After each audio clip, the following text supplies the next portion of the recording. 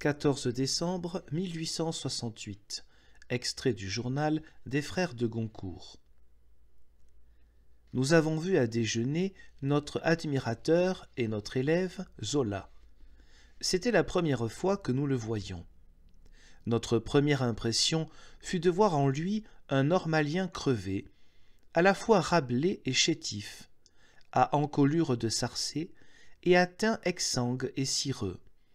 Un fort jeune homme avec des délicatesses et du modelage d'une fine porcelaine, dans les traits de la figure, le dessin des paupières, les mains, un peu taillé en toute sa personne, comme ces personnages qu'il fait de deux types contraires, ces figures où il mêle le mâle et le féminin, et au moral même, laissant échapper une ressemblance avec ses créations d'âme aux contrastes ambigus. Le côté qui domine, le côté maladif, souffrant, ultra-nerveux, approchant de vous par moments la sensation pénétrante de la victime tendre d'une maladie de cœur. Être insaisissable, profond, mêlé, après tout, douloureux, anxieux, trouble, douteux. Il nous parle de la difficulté de sa vie, du désir et du besoin qu'il aurait d'un éditeur, l'achetant pour 6 ans 30 000 francs, lui assurant chaque année 6 000 francs, le pain pour lui et sa mère, et la faculté de faire l'histoire d'une famille, roman en 10 volumes, car il vaudrait faire de grandes machines.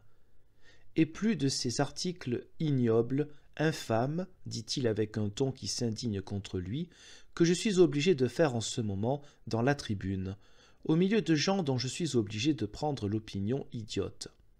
Car il faut bien le dire, ce gouvernement-ci, avec son indifférence, son ignorance du talent, de tout ce qui se produit, rejette nos misères aux journaux de l'opposition, les seuls qui nous donnent de quoi manger. C'est vrai, il n'y a plus que cela. C'est que j'ai tant d'ennemis, c'est si dur pour faire parler de soi. Et de temps en temps, dans une récrimination amère, où il nous répète et se répète qu'il n'a que 28 ans, éclate vibrante une note de volonté âcre et d'énergie rageuse. Et puis j'ai beaucoup à chercher. Oui, vous avez raison, mon roman déraille. Il ne fallait que les 3 personnages. Mais je suivrai votre conseil, je ferai ma pièce comme cela. Et puis nous sommes les derniers venus. Nous savons que vous êtes nos aînés, Flaubert et vous.